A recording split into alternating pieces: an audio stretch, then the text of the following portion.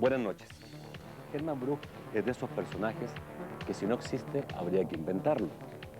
Una persona que prefiere perder a un amigo o una posición que callarse a decir lo que piensa. Polémico a decir basta.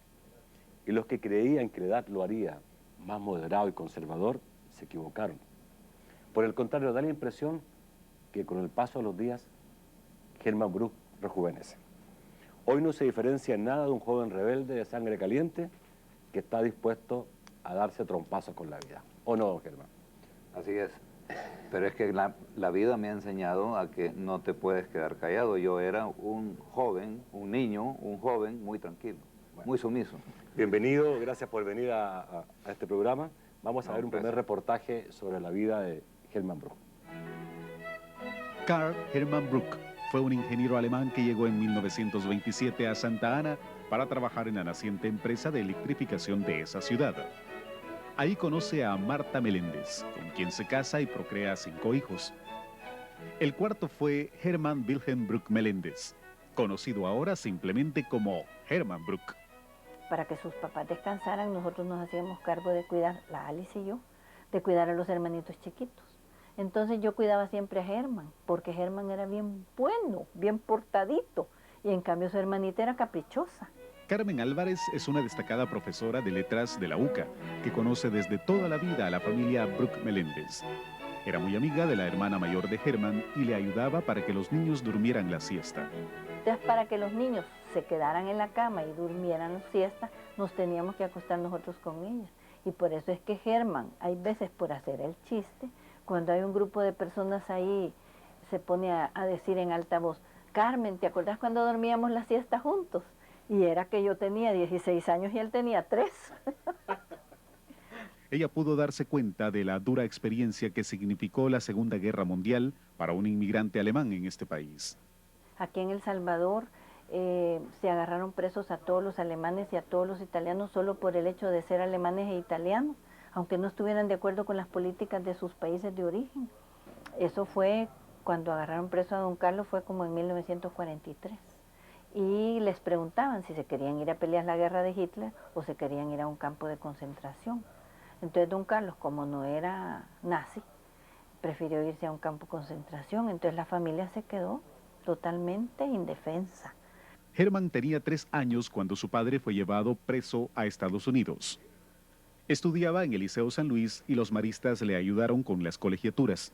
Y los amigos le ayudaban a la familia cuando la madre se quedaba sola con los hijos. Hermann logra continuar sus estudios en el Liceo Salvadoreño de San Salvador y luego la Universidad de Luisiana, donde estudia ingeniería y lleva una vida bohemia.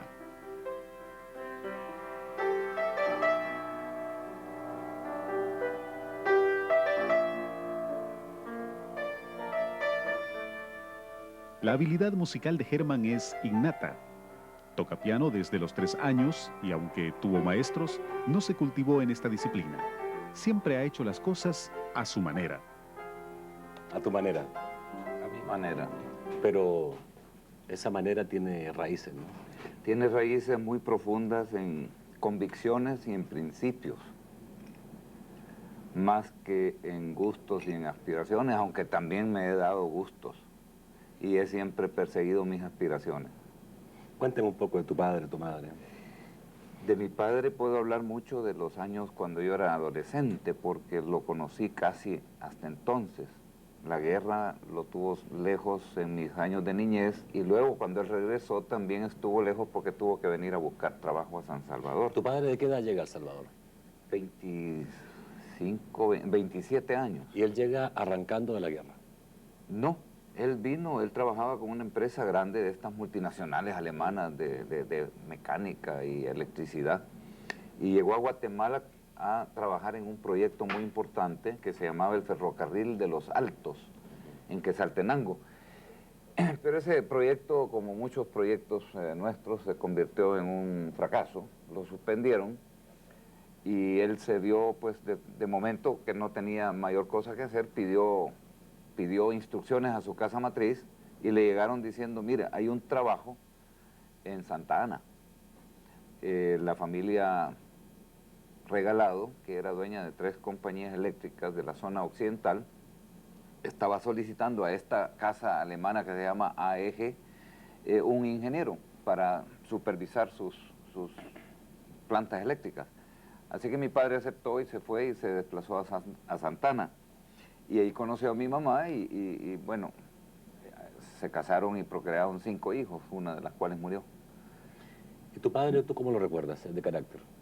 Un hombre muy enérgico.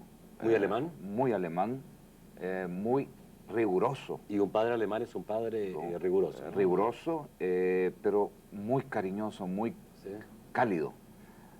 Nosotros tuvimos la gran suerte de tener padre y madre realmente excepcionales. O sea, mi madre muy latina, Santana, ¿no? ¿Tu madre es Santana? Mi madre es santaneca. ¿Ella falleció también? Sí, Ya. sí, están fallecidos los dos. Ya.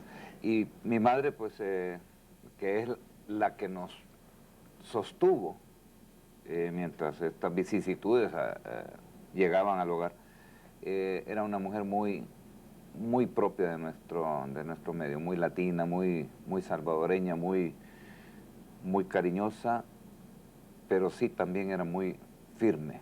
¿Y tú muy mirándote enérgica. retrospectivamente, te ves más en tu padre, en el carácter, en la personalidad? Yo tengo la mezcla de ambos, Nacho. La sangre latina caliente y la serenidad alemana, ¿no? Sí, soy una mezcla de ambos. ¿Tienes nacionalidad salvadoreña? Obviamente eres salvadoreño. Soy salvadoreño ¿Tienes por también nacimiento, sí, pero ¿tienes también tengo la alemana? nacionalidad alemana, sí. Has ido a Alemania, me imagino, muchas veces. Estuve ¿Has buscado los orígenes de tu padre? Una sola vez, y ya que hablas de buscar los orígenes, yo estuve visitando a una tía, que era la última persona que vivía de la familia. Allá por 1968 yo viajé a Europa por Unisola. Yo trabajaba en Unisola. Y estuve en Inglaterra y de ahí a Holanda y me hice el salto para Alemania. Las raíces las encontré, curiosamente, en el sur de Chile y no en Alemania. Las raíces las entiendo yo como aquel lugar que tú recuerdas, que te pintaba, aquellas anécdotas que te pintan tus padres, o mi padre en este caso, de su juventud y de cómo era la vida. Esas anécdotas las encontré representadas en un pueblo del sur de Chile que se llama Frutillar, y de hecho me compré una propiedad ahí, un pequeño lugar para tener una casita, porque pensé que ahí me gustaría morir. ¿No quieres morir acá en El Salvador? No es que no quiera morir acá en El Salvador, pero cuando vi eso, pensé que ahí me gustaría terminar mis últimos años. No sé si lo voy a lograr, pero mantengo mi propiedad y voy todos los años, aunque sea una vez, a visitar ese lugar. Germán, y yo tengo entendido que tu padre tuvo un hotel en el centro, ¿no? Cuando mi padre regresó del campo de concentración... Hablemos de eso primero. ¿Por qué tu padre tiene que ir, digamos, preso a Estados Unidos por el solo hecho de ser alemán? Por esas sumisiones estúpidas que tenemos estos pueblos. Los americanos nos dieron la orden de sacar a los alemanes de acá. Ya sea mandarlos a Alemania para que fueran a pelear, como decía el reportaje, con los nazis, o ir a un campo de concentración en los Estados Unidos. Y el gobierno de El Salvador se plegó. ¿Eso ocurre con los alemanes de toda América Latina? Aparentemente sí, porque yo he sabido de hondureños, guatemaltecos y costarricenses. Yo creo ¿Qué edad tenías tú cuando tu padre y ecuatoriano, etcétera, fue trasladado a Estados Unidos para yo tenía 2 años exactamente. ¿Y regresó cuando tú tenías 5? Cuando tenía 5. Sí, estuvo 3 años fuera. ¿Recuerdas algo de eso? Yo recuerdo un drama, ¿no? Sí, yo recuerdo todo vívidamente y tengo gratos recuerdos y malos recuerdos. Los gratos son aquellos momentos de familia ricos que vivíamos con mi mamá y con las amistades de Santana, que mi mamá hizo lo imposible por propiciar un ambiente natural y normal, a pesar de que no teníamos al padre. Y los tristes son aquellos en que yo recuerdo que me despertaba yo a las 2, 3 de la mañana y mi mamá estaba llorando. Trabajaba o sea, en una máquina de coser. Ajá. Fue una infancia difícil, obviamente marcada por este asunto, digamos, tan ajeno, digamos, a una familia como en la guerra, ¿no? Germán, vamos a salir un poquito bueno, más tarde, digamos, ese asunto, pero obviamente, cuéntame lo del hotel, eso es interesante. Sí, cuando mi padre volvió de la guerra, él perdió la vista poco a poco desde que fue deportado. Tú sabes, en aquellos tiempos las condiciones, o sea, metidos en un barco, en la bodega de un barco, como ganado. Y ahí comenzó él a deteriorar su visión. Por supuesto, la ciencia no había adelantado tanto como ahora. Yo tengo la misma enfermedad que mi padre, pero yo la controlo con gotas. Claro. Pero mi padre tenía glaucoma y eso le deterioró tremendamente el nervio óptico. Y él perdió la vista rápidamente. Cuando él regresó y él ya no podía defenderse por sí solo, entonces se vino a trabajar a San Salvador, en donde mi hermano estudiaba en la universidad, y mi hermano le servía de lazarillo. O sea, eran los ojos de mi papá, y como mi hermano estudiaba ingeniería y todo eso, pues sabía leer planos, etc. Entonces, mi papá seguía siendo contratado porque era un buen ingeniero, muy prestigioso. Pero ya, digamos, la enfermedad lo obligó a Pero la cambiar enfermedad le también, ¿no? obligaba a que necesitaba un chofer, necesitaba... Y vino este hotelito que me parece Entonces, simpático, porque no, este hotelito está ubicado en lo que hoy día es la Casa Claudio Lars. correcto. La correcto. Casa Claudio Lars de la Universidad Tecnológica, que Esa fue casa, restaurada. sí, está muy linda, por cierto, yo la fui a ver y me impactó mucho. ¿Qué recordaste? Mis padres alquilaron esa casa para poder poner un negocio que nos diera sostenibilidad, porque mi padre ya no podía trabajar más. O sea, Y perdió tu padre la vista hablaba totalmente. 5 idiomas. Sí. Y entonces decidieron poner esto porque que estaba siendo una gran necesidad en aquella época, porque no habían grandes hoteles. Existían un par de hoteles en el centro, el Nuevo Mundo, el Astoria, qué sé yo, pero ya venía un auge de visita, de turismo y de gente de negocios. Yo recuerdo que nuestros primeros huéspedes fueron los profesores que vinieron a la que fue la antecesora de la escuela alemana actual. Y ahí estuvieron todos los alemanes con sus familias, hijos y todo. Y mi padre pues era el que les facilitaba. Que además se encargaba de atender encargaba bien. de atender, Me imagino un con la ambiente gente. muy alemán, muy simpático. Y muy agradable, muy agradable. ¿Y sí. el niño Germán correteaba por ahí? Y ya, bueno, no estaba tan niño, yo tenía ya 13, 14 Ah, años. Y pues daba guerra, ¿verdad? Como cualquier joven, ¿verdad? Ya. Pero sí, me interesé siempre en conversar mucho con la gente. A pesar de mi escaso dominio del idioma alemán e inglés, yo hablaba con los alemanes y hablaba con los americanos, pues, que hablaban inglés. Mantenía conversaciones, me gustaba mucho conversar. Siempre me interesé por lo que sucedía en otras partes y por lo que pensaba la gente de otras partes. Así que ahí comencé a desarrollar una inclinación por el mundo, dijéramos. Salir de este pequeño mundo. Había un ambiente cosmopolita, obviamente, ¿no? Un ambiente cosmopolita, sí, ahí conocimos gente que llegaba y regresaba, pero brasileños, chilenos, un doctor Acuña, me recuerdo bien, que trabajaba con la Organización Mundial de la Salud, que era chileno, alemanes, americanos, franceses, italianos, ahí llegó de todo. Aquí hay una familia Panzacchi, ¿no? El Chato Sí, sí, Panzacchi, claro. muy conocido. El Chato Panzacchi, yo conocía a su papá y a su mamá, estuvieron hospedados en mi casa. Qué bien. Germán, vamos a volver un poquito a lo mismo. Obviamente, el que tu padre ha sido llevado a un campo de concentración, 3 años, deteriora obviamente la situación familiar en todo sentido. Me imagino que también fueron momentos muy duros, pero que también en ti forjaron, ¿cierto?, una percepción distinta de la vida, ¿no? Ya no era el niño, digamos, ¿cierto?, que no veía realidades, sino que te diste cuenta a lo mejor de que la vida es más difícil, ¿no? Yo diría que maduré antes de tiempo, si es que he madurado, porque hay quienes dicen que soy muy inmaduro. Ya vamos a ver esa parte. Pero crecí, dijéramos, fui un niño precoz, tanto en lo del piano, la música, como en otros aspectos. O sea, yo participaba mucho en cosas de arte en el colegio. Yo en todas las veladas estaba Germán Bruk tocando el piano o actuando en estos pequeños sketches que se dan, ¿verdad? Del Don Quijote y no sé qué y no sé cuánto. participé siempre en actividades, por ejemplo, dando catecismo cuando estaba en el colegio, ¿no?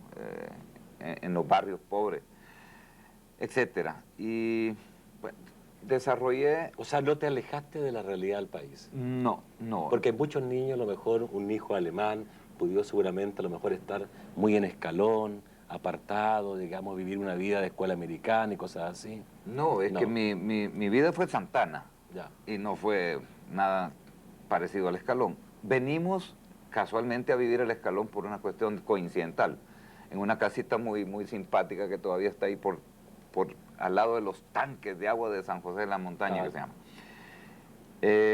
Pero luego nos fuimos a esta casa porque fue insostenible ya para mi padre, sin un negocio, y entonces la casa que ahora es la Claudia Lars, de la Tecnológica, esa fue nuestra casa, desde los, yo diría, 14 años, hasta que mi madre la cerró en el año 70. Ok. Vamos a ir a un corte comercial, vamos a ver con Germán Bruch, porque hay un montón de cosas que hablar todavía. Gracias.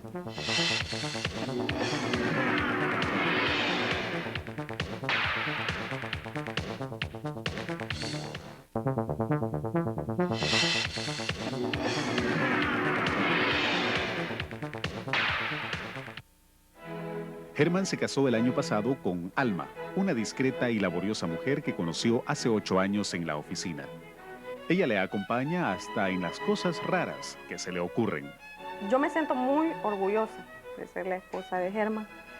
Me gusta lo que él hace y yo lo apoyo en todo lo que él hace porque creo que es algo bueno para el país y por supuesto para nosotros como familia. De su primer matrimonio quedan sus hijos Michelle, Carlos Germán, Mónica y Marcela. Carlos Germán es periodista, ya pasa de los 30 años y aunque también es divorciado, reconoce que le afectó la separación de sus padres. Sí me dolió mucho y te puedo decir que es una etapa que tengo con tristeza porque esa persona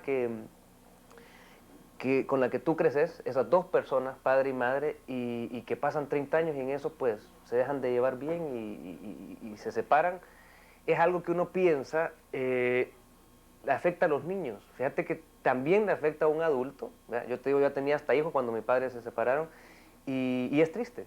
La relación que Germán estableció con sus hijos se basaba en la disciplina, la cual era desafiada por sus hijos. Él es temático y eso él lo sabe y difícil, ahí es donde él sufre. Porque si había, por decirte, una pantufla tirada cuando él llegaba a la oficina, eso lo sacaba de quicio, el teléfono mal puesto, son temáticos, son personalidades así un poco maniáticas, por así decirlo. Sí, nunca fue un médico, pero yo te aseguro que así fue. Y eso caía muy mal, y yo te digo, inconscientemente mis hermanas y yo, creo que hacíamos esas cosas como para retarlo. Y la relación peculiar, por horizontal y crítica, entre Germán y su hijo, quedó evidenciada en este programa que transmitió Canal 33. Las autoridades están tratando de proponer, yo no creo que estén centrando su combate a la delincuencia y a la criminalidad solamente en el polarizado. El primer gran atisbo también está lo de la solución que nos están dando. Pero es que hay que empezar por pero poner ¿por qué orden? empezar por las ramas y no empezar por la raíz, pues? Con mi papá hemos sido muy amigos. Él ese rol de padre, de que tú no me podés contradecir, y yo mando, eso lo dejó desde que yo creo que tenía unos 14, 15 años para arriba. Sí me formó y me educó, intentó hacerlo, pues, o sea, eso sí lo tuvo, pero no se embistió de ese hálito, de esa postura de yo padre todopoderoso sobre tu hijo que no sabes nada, mono chorreado, eso no lo tuvo, para nada. Y es que precisamente Germán Bruch empezó en su hogar la quijotesca tarea que se ha propuesto para El Salvador, la de promover la visión crítica en la sociedad, para fiscalizar cómo los políticos manejan el país. Germán, eres polémico, ¿no? Sí. ¿Te consideras polémico? Sí, tremendamente polémico. Me gusta ser polémico. Creo que la polémica saca adelante a las sociedades. Creo que ¿Y cómo el sientes tú que aceptar la gente... tácitamente todo lo que está dado no es sano. Tiene que haber discusión, tiene que haber debate. ¿Y cómo sientes tú que la gente te ve? Fíjate que no me he puesto a pensar. Yo creo que la vanidad me hace pensar que la gente me ve bien, pero yo creo que no. Yo creo que más bien soy un estorbo, soy un molestoso. Un amigo de trabajo hace muchos años, cuando yo comencé a trabajar en la agencia de publicidad comercial, Chico Barrientos, que fue, por cierto, candidato independiente a vicepresidente hace muchos años. Chico me llamaba el mosquito zumbón, porque yo siempre andaba jodiendo, polemizando, cuestionando. Yo dije al principio que tú preferías perder un amigo que no decir lo que pensabas. Sí, y se me viene a la memoria, por ejemplo, porque pero es te que un buen conocí. amigo no lo perdería. Al buen amigo jamás No, ¿cómo no? sería. A ver.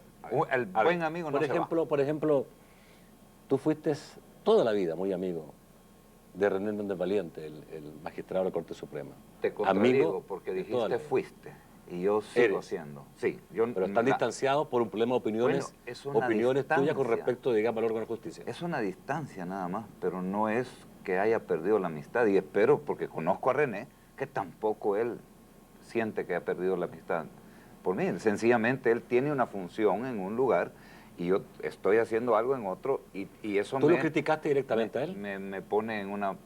No, yo he criticado a la Corte Suprema de Justicia, pero no a él. Y que estuviera tu amigo de toda tu vida ahí no te importó. Es que no tiene nada que ver. Qué bueno, interesante. La relación con tu hijo es una relación, digamos, cierto, no muy normal en El Salvador. Tú eres amigo de Carlos Germán. Sí, y traté siempre de serlo. Con mis hijos, pero obviamente con las niñas es más difícil a veces, aunque yo siento que la relación desde mi parte debiera de ser siempre buena, abierta. Yo respeto mucho el pensamiento de las personas. Lo que no acepto es el capricho y la superficialidad. Por eso es que Carlos menciona, ¿verdad? Eso de la chancleta mal puesta o el teléfono descolgado, qué sé yo, no sé. Porque esos son descuidos, son cuestiones que no son importantes. Pero lo importante es lo que la persona es. Para mí es muy de respeto. Yo no voy a atacar nunca a nadie por lo que piensa o por lo que dice y lo que cree. Voy a atacar a alguien por lo que hace si esto es contrario al bien común y es abusivo. ¿Pero tú crees que eres polémico o a lo mejor eres producto de la intolerancia del país? Por supuesto, yo creo que sí. Yo creo que sí, pero no lo sé porque no tengo esa capacidad de análisis y de introspección. Pero yo estoy seguro que tiene que ver con eso. Cuando sales fuera del país, tú has vivido en otros países, en Chile, en Colombia. ¿Te has sentido mejor siendo un ciudadano que expresa opiniones y que Mira, que acá es más difícil? Nunca me sentí mal acá tampoco, porque nunca me he callado y siempre he dicho lo que he querido y me he expresado. Y afortunadamente he tenido el espacio para hacerlo.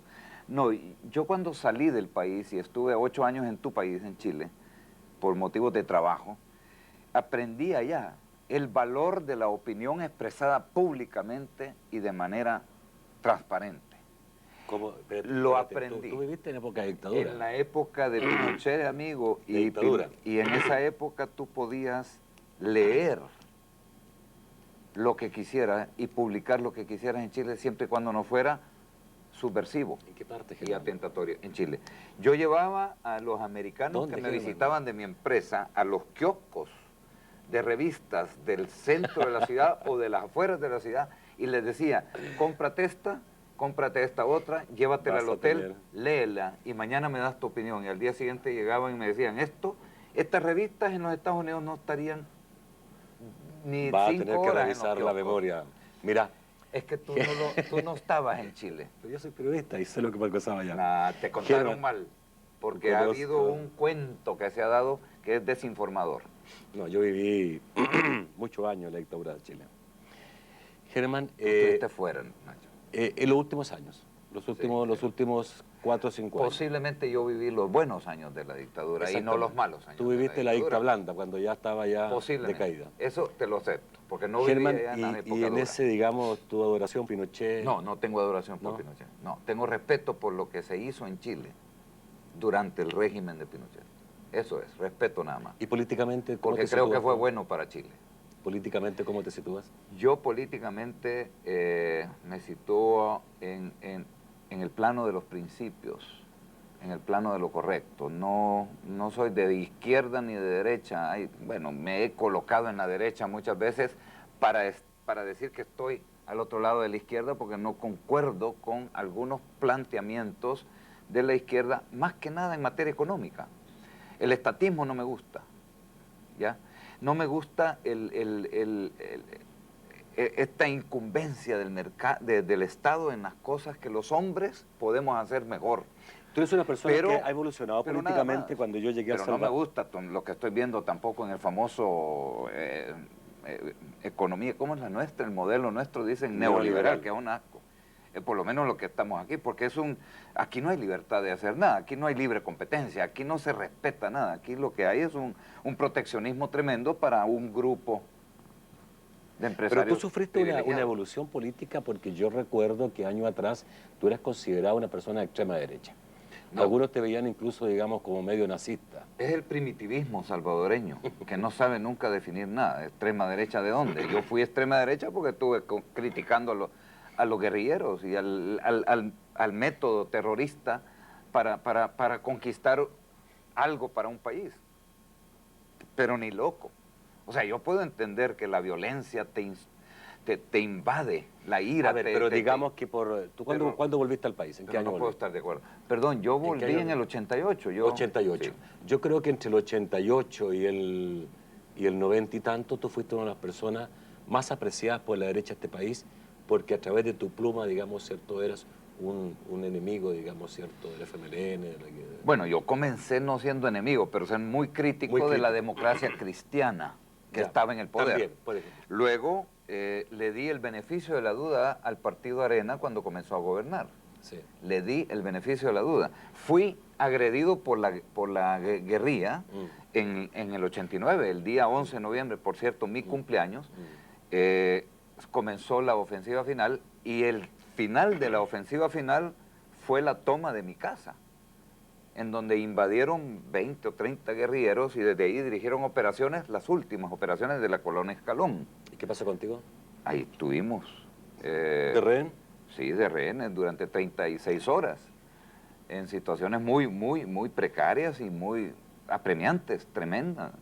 Nosotros nos cubrimos con un colchón en un bañito, donde estábamos mi ex esposa, mi hija Marcela, la chiquita, la empleada y un empleado que estaba en la casa, y yo, y cubiertos por un colchón. Y en ese colchón cayó una bala, de las que desprendían, porque hubo guerra dentro de mi casa. Trataron de tomarse la casa los soldados mientras estaban los guerrilleros adentro. Ahí murió gente adentro, en el patio de mi casa de adentro y en el patio de mi casa de afuera, dijéramos, la cochera. Cosas desagradables, ver cuerpos destruidos, sesos, masas encefálicas en un sombrero. ¿Cuál era tu reacción en ese momento? ¿A quién culpaba de lo que estaba ocurriendo? ¿Cambió en algo esa situación tan dramática? Yo diría que yo culpaba a las estructuras nuestras y a la manera tan primitiva de querer arreglar las cosas de los guerrilleros. Por eso yo fui crítico, pero crítico de un lado del otro. Yo comencé a perder el favor de Arena allá por el 91, cuando ya eran 2 años en el poder y no se veía claro. Y se veían que se estaban ya creando y gestando, y yo puedo dar fe de eso porque estuve bastante metido adentro, cómo se gestó la venta de los bancos, si se puede llamar a eso venta, porque yo le llamo entrega. Entonces, yo comencé a ser crítico. ¿Qué ha pasado contigo desde que perdiste el favor de Arena? Bueno, sentí un cierto frío que te crea, ¿no? Porque Arena y el empresariado cupular salvadoreño es casi la misma cosa y yo me desenvolvía muy bien dentro de esa cúpula y todavía con algunos, pero obviamente me comenzaron a mirar con más frialdad. Yo fui molestoso, yo fui el aguafiestas, yo comencé a meter el dedo en donde hubiesen querido que nadie metiera el dedo, en esas llagas, desde temprano. Y sin embargo también fui un crítico, como te dijera, no un crítico, sino que un reconocedor de méritos cuando los había. Yo reconocí algunos méritos del expresidente Cristiani, y reconocí méritos en el expresidente Calderón Sol. De hecho, ¿Y ese enfriamiento, muchos méritos tienen que ver con la libertad de expresión, porque a mí me pudieron mandar a callar rápidamente, tenían los mecanismos para hacerlo y no lo hicieron. Pero Germán, en ese enfriamiento tiene que haber habido algún tipo de repercusión en tu trabajo, porque tu trabajo de publicista está muy relacionado cabalmente con ese sector. Definitivamente que yo sentí por eso esa presión, esa tensión que se iba creando. Y hubo intentos. Yo voy a contar esto porque hay que darle mérito a quien se lo merece. En la época de Armando Calderón Sol, mi cliente Banco Central, una hermana de Armando Calderón Sol, era mi jefa, mi cliente, mi jefa, mi contacto. Y ella tuvo posiblemente la presión de gente del partido, a saber de quién, de quitarle la cuenta a Germán Brujo. Y yo sentí que se dieron algunos pasos para quitarme la cuenta. Por ejemplo, cuando se lanzaron billetes nuevos, esa campaña no la hizo CREA, la hizo otra agencia. Cosas como esa. Yo me dirigí a Armando, le escribí una carta muy respetuosa y le dije, Armando, no te conviene permitir estas cosas, porque yo sí creo que tú crees en la libertad de expresión, pero estas cuestiones van en contra de tu imagen. No permitas que me quiten la cuenta por mis ideas y por estar señalando algunas cuestiones que no están bien y que te deberían de agradar de que alguien te lo diga para rectificar. Así en esos términos le escribí y él me llamó y me dijo, no te preocupes, no va a pasar nada. Y no pasó nada. Interesante. Vamos a ir a un nuevo corte comercial y volvemos en 2 minutos.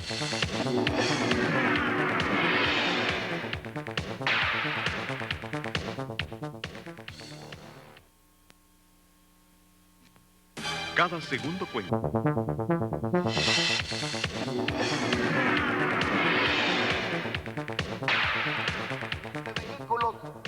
En diciembre de 2000, el diputado Rafael Arévalo, entonces del CDU, se quejaba de lo duro que es la vida para un parlamentario. Un vehículo de 200.000 colones, que es un vehículo modesto, como para irse a meter a los cantones y a los caseríos, eso tendría que ser una depreciación del 15% que esté establecido ya por regla. Eso da 3.000 colones. Cuando ustedes suman los gastos, que son reales, suman 15.000 colones. Y a esos 15.000 colones, ustedes le restan los 20.000, que es lo que nos dan a nosotros nos vienen quedando de 5.000 a 6.000 colones, señores. Estaba promoviendo un aumento de sueldo y una franquicia para poder comprar un vehículo, cuando Germán Bruch interrumpió la plenaria. Ustedes están equivocados, señores diputados. El prestigio se gana con buenas acciones, no con carros de lujo. No pueden buscar el prestigio con carros de lujo. ¿Dónde están los diputados decentes? ¿Dónde está la decencia? Sáquenme si quieren, pero van a sacar al pueblo, señores. Bueno, yo soy el pueblo. Yo soy el pueblo. Ustedes son unos pícaros, zánganos. Y aunque hubo aplausos, a algunos diputados no les cayó en gracia la intervención de Germán Bruch. Obviamente que a mí no me sorprende que se le aplauda a una persona con características de enajenado mental, porque no se le puede llamar de otra manera. Y con el cariño y el respeto que merecemos los ancianos, me parece que el exabrupto que acabamos de ver aquí realmente es digno de mejor causa. Lo único lamentable para nosotros es que la seguridad de esta asamblea no funciona. Así como viene un loco a gritar aquí cualquier cosa, pudo haber venido alguien con un arma y causarle daño a alguno de ustedes, sin excepción. Entonces me parece de muy mal gusto estar aplaudiendo una actitud demencial en este pleno legislativo. La acción inusual de Germán preocupó a su esposa. Mire, me afligí primero por la salud de él, porque sí se exaltó mucho, pero a la vez, como le digo, yo lo apoyo, pues, en todo, en esos momentos, porque creo que son importantes. Sí me afligí por él, por la salud de él, pero lo demás sí lo apoyo en eso. Y su hijo, que también lleva en los genes la crítica, reaccionó de otro modo ante la airada intervención de su padre en el pleno legislativo. Sentí orgullo y sentí un poco de envidia de no ser yo el que estaba ahí. Porque él tiene la libertad de hacerlo, todos creo que tenemos la libertad de hacer lo que... Pero él más porque él no tenía en ese momento compromisos con nada, ni con una empresa, ni con un socio, ni con nada. El compromiso con él. Ahora, era una forma de hacer lo que mucha gente quiere hacer y lo comparto y ahí sí yo te digo, lo sigo y lo apoyo y te diré que hasta si asusé es la palabra o lo encomié a que hiciera eso. Armando Criado es un buen amigo de Herman Brook desde hace más de 30 años y sabe muy bien que su amigo no tolera que las cosas funcionen mal. Y Herman ha querido arreglar y perfeccionar al mundo. Y ese ha sido su grave problema. Herman es un hombre organizadísimo, muy trabajador, muy honesto, y en todas estas virtudes que le menciono, es extremista. Y ahí ha sido posiblemente su choque, porque él quisiera que todo el mundo fuese organizadísimo, fuese honestísimo, correcto, y no tolera las incorrecciones. Herman ha sido un articulista destacado. Entre 1988 y 1999 ha publicado cerca de 600 columnas de opinión. Y esto le ha ganado la admiración de algunos y el rechazo de otros. Muy analítico, muy profundo, muy sincero, es extremadamente sincero. En él no hay hipocresía ninguna. Dice lo que siente con toda sinceridad y eso los ha llevado a confrontaciones grandes, ¿verdad? Herman Brook dice que dejó el mundo publicitario para sentirse libre de opinar.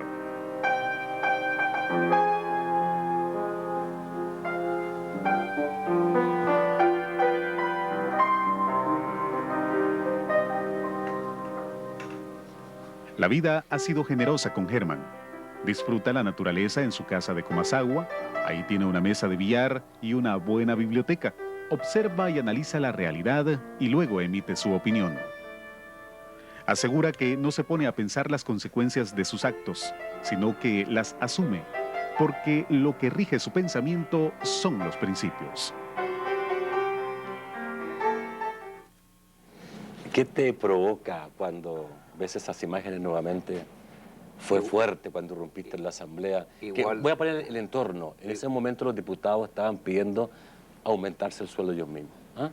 Y sí, tú te molestaste mucho. Es que yo llegué a la asamblea a otra cosa, pero cuando escuché esas palabras, esa perorata, me indigné y yo quise hacer algo. Quise estimular que otros diputados reaccionaran, pero que reaccionaran como yo sabía que el pueblo allá afuera estábamos sintiendo. Pero no lo vi, no vi deseos de hacer eso. Tú decías, yo soy el pueblo, yo soy el pueblo. Es que yo en ese momento, Nacho, sentí que lo que iba a hacer, porque empezaba, o lo que estaba haciendo, mejor dicho, iba a ser aplaudido por el 98% de la población. Lo sentía adentro, yo no sé, o sea, yo sentía total respaldo, porque yo había estado afuera, pues yo soy una persona que se moviliza también en taxi, va al mercado, va y platica con jardineros y platica con gente humilde. Y sabía que había una indignación pareja en este país entre ricos y pobres por lo que estaban pretendiendo hacer estos señores. Entonces yo me sentí totalmente autorizado para gritar que yo era el pueblo. Alguien puede haber pensado, es posible, que era un show. Por supuesto, en este país estamos acostumbrados a las descalificaciones, ¿no? Porque la mejor manera de proteger nuestra imbecilidad es atacando la inteligencia y la honestidad y los buenos principios de otros. Desde el colegio, Nacho, desde el colegio, desde chiquitos, al que estudia, al que obedece las reglas, lo miran mal. Hay 3 calificativos que usaron tus detractores para referirte a ti después de esa intervención. Quiero que me des una respuesta a cada una. La primera es enajenado mental. Soy un enajenado mental, pues desde el momento en que estas cuestiones que suceden en este país me enajenan, me sacan de quicio. Yo no conozco la definición científica o del diccionario de la palabra enajenado, pero sé que es una persona que pierde sus estribos, que se sale del convencionalismo, y obviamente que yo lo he hecho. La segunda es loco, muy parecida, pero ya es una situación Sí. ya demencial. Aquí también todas las personas que tenemos alguna idea de sacar a este país adelante nos tildan de locos. Eso no es nuevo, pues hubo un presidente que le decían el loco, Duarte, ¿no? Y la tercera era extremista. Sí, también acepto que soy extremista. Y he tenido que aprender con los años a moderar un poco eso. Yo puedo ahora entender que no todo el mundo debe ser exactamente de perfeccionista y exactamente. Es más, yo dejo de ser perfeccionista. Porque tu día amigo, a día. tu amigo Armando Criado lo dice. Sí. Germán quiere que todo el mundo sea como Claro. él quiere que la gente sea. Es que siempre fue una... Y no existe la perfección, no existe, digamos, las sociedades absolutamente puras. Fue un defecto que me acompañó durante mi carrera, dijéramos, el andar buscando ese perfeccionismo, que todo sucediera de acuerdo a lo establecido, al libro. Pero yo con los años sí he aprendido que la riqueza no está en eso, la riqueza está en la diversidad, en diferentes maneras de hacerlo. Ahora lo que peleo es la sanganada, como decía mi mamá, la picardía, la corrupción, el abuso de poder. Vamos a ir en el próximo bloque a hablar un poco pero lo de demás esas ya cosas. no, yo soy más tolerante ahora de lo que era antes. Yo quiero seguir un poco mi idea, digamos, porque me preocupa también otras cosas. Alma, tu señora, decía que ella se preocupa por tu salud, ¿no? O sea, te exaltas. Soy muy exalto. Y quiero decir que Germán Brook se exalta no solamente en esta cosa pública que ustedes vieron, muchas veces en reuniones privadas, en una reunión de amigos, también se exalta, ¿no? Para defender sus ideas. Y de repente pareciera que te viene un ataque al corazón después, ¿no? Nunca he estado cerca de eso. Yo personalmente me considero bastante saludable, incluso un padecimiento que tuve desde muy joven, que era el de un estómago bastante agrio, la gastritis, todo esto, que seguramente tiene mucho que ver con mi carácter. Yo he tenido en los últimos años la bendición de poder medicarme con medicamentos modernos que logran controlar ese problema. Por lo tanto, ya no tengo ese padecimiento. Mi salud es bastante buena en ese sentido. La última vez que me fui a hacer un examen... No, yo no digo que estés enfermo, no digo Entonces, eso. Yo digo que cuando Germán Brook se exalta, pareciera que se fuera a pegar se fuera a morir. Sí, no, ¿O no? Es que escapo. Por aquí está la señora. Es que no tolero las cosas. Cuando yo estoy hablando de estos problemas que tiene el país y de esta mentalidad tan obtusa de algunas personas, de algunos dirigentes, de algunos políticos, de la mayoría de los políticos, me exalto, Nacho. ¿Tú sufres por el país? Sufro, pero no sufro por el país porque no tengo esa cuestión de amor al prójimo como No, pero espérate, pero yo te puedo... Yo quiero que la gente a ti te tenga. imagino y te puedo ver, porque de alguna forma te he visto, que tú puedes estar solo en tu casa en Comasagua, leer de repente en el diario una información ya de una sanganada y a ti te vas a quedar 2 o 3 horas mal. Sí. O sea, te afecta. Porque quisiera poder hacer algo y creo que ahí nace mi urgencia de hacer algo. No me puedo quedar y dejar pasar eso. Entonces llamo por teléfono, escribo un artículo, lo digo en la tele, qué sé yo, porque creo que hay que apuntar a estas cosas. Pero es importante entender, yo quiero un país que funcione bien, ¿por qué? Porque en el funcionar bien de los demás hay bienestar para mí.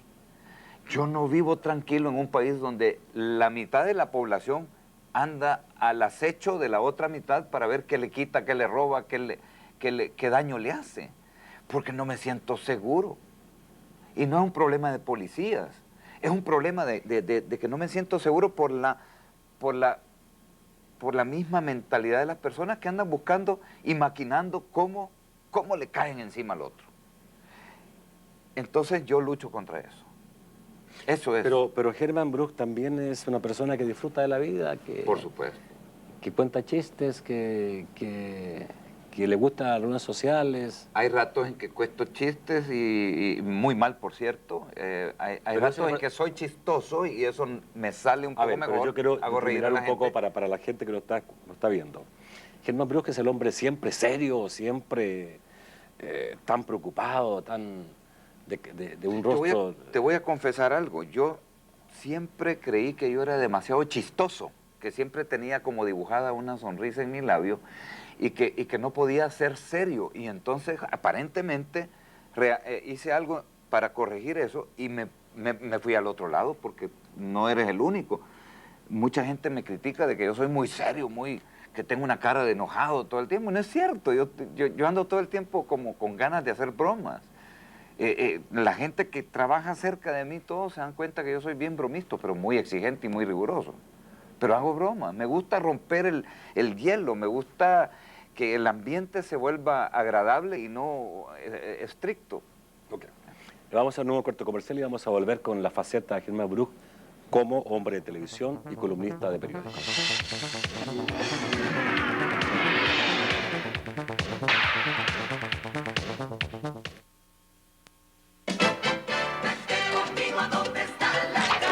¿Y para ti qué es economía? Es encontrar una gran variedad de tamaños para escoger lo más conveniente. Ahora con ofertas de verdad. ¿Qué es economía para usted? Un lugar donde encuentro todo al precio que me gusta. Gracias, conejito. Más ofertas. ¿Y para usted qué es economía? Cuidar nuestra salud con la mayor limpieza. Vente conmigo a donde está la calidad. Vente conmigo a la despensa de Don Juan. ¡Ahorro en grande!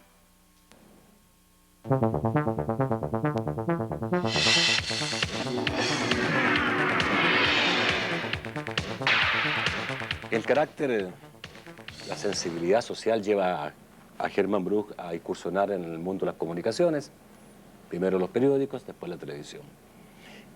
¿Cuál ha sido tu experiencia en ese sentido? ¿Qué crees tú que has logrado dar mensajes? ¿Crees tú que la gente ha recibido tus mensajes? Yo creo que sí, fíjate, yo no quisiera ser tan apocalíptico como para decir que aquí no se logra nada. Yo creo que, no solo yo, pues, o sea, porque hay muchas personas como yo que estamos haciendo esto y yo creo que vamos dejando ahí una semilla para la reflexión, porque fíjate que al final de cuentas yo no voy a cambiar nada yo, pero puedo tal vez lograr que la gente cambie cuando se hagan la reflexión. Yo no puedo, yo siempre dije, yo no puedo obligar a mis hijos a hacer nada, por obligación. Me gusta convencerlos de que aquello lo deben de hacer por convicción, porque les conviene, y así me gustaría pensar. Por eso es que yo me gano un poco me gano a la gente porque soy bastante directo. Pero luego meto el dedo en la llaga hacia la gente misma, no hacia solamente los funcionarios. Nosotros somos un país problemático. ¿Cómo escoges el tema para poder escribir el próximo artículo? Cualquier cosa que me esté molestando, de las que leo o veo o observo cuando voy por la calle, cualquier anomalía, cualquier cuestión que yo considere que amerita que sea tratada públicamente para reflexionar. Y cuando tienes que determinar los límites, digamos, ¿cierto?, del enojo o la ira de tu artículo, ¿en qué piensas? No, yo nunca discrimino y ese es un error. Soy muy espontáneo. Yo escribo un artículo en aproximadamente media hora. Eso es lo que me toma. ¿Has tenido problemas por escribir? Y raras veces lo corrijo. O sea, ahí sale y así se va. ¿Has tenido problemas por escribir un artículo? No, creo que no. No recuerdo realmente, excepto las anécdotas esas que te conté a raíz de mis críticas al sistema y a las cuestiones macroeconómicas que tenían que ver. No. ¿Pero de alguna manera también te has autocensurado algunas veces? ¿Quisieras ir más allá? No, yo creo que utilizo a ratos un cierto análisis de prudencia y decir, no es el momento o no es la forma, y entonces me auto restringo, pero no mucho, o sea, porque entonces caería en ese plano en el que yo creo que caen muchos articulistas y muchos analistas y muchos que no dicen nada al final de cuentas, o sea, critican pero están de acuerdo, o sea, entonces no, al final no queda nada concreto. No, yo voy tajantemente al grano, no importa lo que pase. Bueno, Germán, el hombre, digamos, que escribe y que lanza opinión y que analiza el país, ¿cómo ves el país? En este momento muy mal. Yo he sido siempre muy positivo para ver el futuro, porque todas estas aperturas después de los acuerdos de paz, la libertad de expresión, la participación de mucha gente opinando, etcétera, a mí me llenó de optimismo. Pero ahora estoy preocupado, y no necesariamente por la cuestión política, porque fíjate que yo estoy en dos frentes, dijéramos, en el de las reformas electorales para conseguir una estructura que permita que se den, o sea, que no que permita, al contrario, que evite que se den tantos abusos y tantas porquerías en el ambiente político. Eso es una cuestión estructural, tú sabes, es una cuestión de leyes, pero estoy en el plano de la cuestión económica, la vida, después de los terremotos. Estoy metido desde las 6 de la mañana hasta las 8 de la noche tratando de promover cuestiones en el campo, cambio de mentalidad, cambio de una especie de transformación agraria, del café a otras cuestiones, porque yo veo venir una hecatombe. Y dejé de ser optimista en estos últimos días porque veo que no se hizo nada de lo que se tenía que haber hecho y que la hambruna nos viene a 3 meses plazo, Nacho, y que no estamos preparados para hacer nada. No somos un país preparado para nada, para las catástrofes, para los desastres, y este es un desastre que nos viene encima. La gente que trabajaba en los cafetales ya no está trabajando en los cafetales. El maíz se está secando, no estamos transformando, la economía está detenida. Yo digo que hay una depresión económica ya en el país. Y no veo las luces, como dice este cómico mexicano, ¿eh? No las veo. No hay luces en nuestros dirigentes, de la clase que sean, ni religiosos, ni políticos, ni empresariales, ni técnicos, ni intelectuales. No las veo las luces. No estamos. ¿Por qué? Porque nos agarró esta cuestión. ¿Qué puede pasar? O sea, tú me dices va a haber hambruna, va a haber situaciones muy difíciles. Mira, yo no quisiera predicar un estallido social, pero yo creo que es lo que viene. Bueno, si ya tenemos la gestación de esto, constantemente tú para tu auto en un semáforo y ya no te piden limosna, te atacan. Virtualmente te atacan, pero ahora te están respetando el vidrio. ¿Qué pasará cuando te empiezan a romper el vidrio para arrebatarte algo, para robarte algo, para lo que sea, para hacerte daño por último? Hay rabia en la gente, yo estoy sintiendo que hay rabia en la gente, hay hambre, hay frustración tremenda, hay indignación tremenda. ¿A quién corresponde la responsabilidad? Pero hombre, a toda la sociedad, por Dios, pero al gobierno para dirigir este esfuerzo. Tiene que haber liderazgo si no los estoy viendo. Nómbrame un líder que esté tratando, que esté logrando movilizar ese pensamiento social para cambiar de rumbo, porque de eso se trata. No se trata de un presidente dando una orden, no se trata de un ministro dando una orden, se trata de un cuerpo social acordando, concertando, negociando y tomando un nuevo rumbo, con actitudes diferentes, con cambios de ceder un poco. Porque yo entiendo que tengo que ceder algo cuando quiero conseguir algo. ¿Tú crees que antes de las próximas elecciones presidenciales aparezca una opción distinta a las actuales que son Arena y FMLN? Es que yo lo que siento es que el caos que nos avecina va a ser tan grande que de ahí tiene que surgir algo. Ojalá algo bueno. Pero esa es una petición que yo le hago a mi Dios. Pero no veo las luces. ¿Dónde están las personas que verdadera, honesta y honradamente quieren sacar el país adelante? Están todos parapetados, están todos escondidos, todos con miedo de qué. ¿Miedo de qué, digo yo? Miedo de perder un negocio, miedo de perder una posición privilegiada. Hay mucho miedo aquí, ¿no? Es que ese es el miedo, el temor por ese cerco que te tienden. Pero yo ya pasé el umbral y puedo decir que no hay que tener miedo, señores, porque no hay problemas allá afuera, se vive mejor, se vive más tranquilo, se vive uno más en paz con uno mismo. ¿Y por qué hay que tener el último modelo de vehículo? ¿Y por qué hay que tener el último no sé cuánto y el último tal? ¿Y por qué hay que...? Perdón, ¿en un momento te interesó esa cosa? Claro que como cualquiera y todavía me gusta. Hoy no te interesa tanto. Es que ahora no ya... es tu prioridad. Es que no es mi prioridad ya y me di cuenta que igual vive uno. Bien. Igual los momentos son agradables. Igual se puede pasar un lindo y rico y grato momento tomando una cerveza que un vino de $300. No es eso lo que nos hace. Claro, si pretendemos andar siempre demostrando lo que no somos y pregonando riqueza, ¿verdad? Queriendo lucir el mejor traje. Mira, yo tengo años y Carlos Germán, mi hijo, me criticaba mucho en Chile. Yo fui gerente general de una empresa muy grande, multinacional, y tenía una posición muy privilegiada. Y mi hijo me recriminaba que yo no me compraba un BMW, un Mercedes-Benz, y me decía, si tú podés, y siempre andás trayendo carros usados a la casa. Bueno, porque yo no necesito un Mercedes-Benz para ser Germán Bruch. Entonces, y no necesito comprarme el traje de $3,000 o de 3,000 colones, no, yo me compro mi ropa en las baratijas. Uno de tus amigos decía, a Germán Bruch no le gusta la hipocresía, y tenemos mucha hipocresía, ¿no? Hay mucha hipocresía, y yo vivo en contra, pero me gustan las cosas buenas, no nos engañemos. Pero no me gustan las cosas falsas. Y esa es, creo, la diferencia. Ok, vamos a cerrar la entrevista, Germán, y quiero irme un poco, quiero que la entrevista termine con uno de tus pianos, digamos, porque grabamos varios temas tuyos.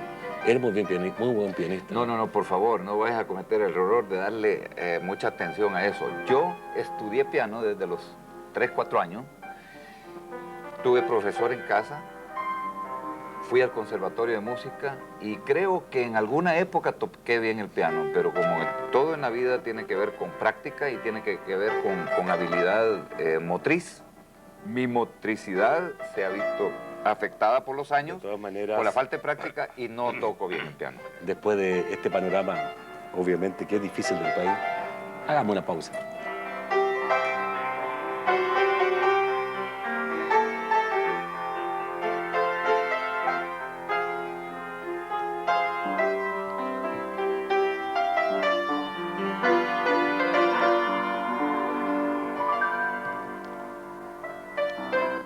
Gracias por venir, Germán. Te agradezco mucho que hayas aceptado esta invitación. Gracias a ti por permitirme desahogarme. A ustedes, amigos televidentes, buenas noches. Siempre los espero el día domingo a las 8 de la noche.